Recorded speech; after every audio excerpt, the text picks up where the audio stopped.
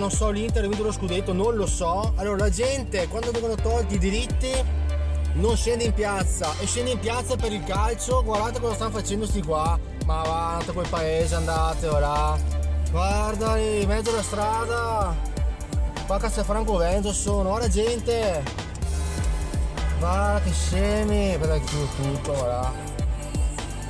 Ma vate a quel paese, ora. Non me la frega mai del calcio.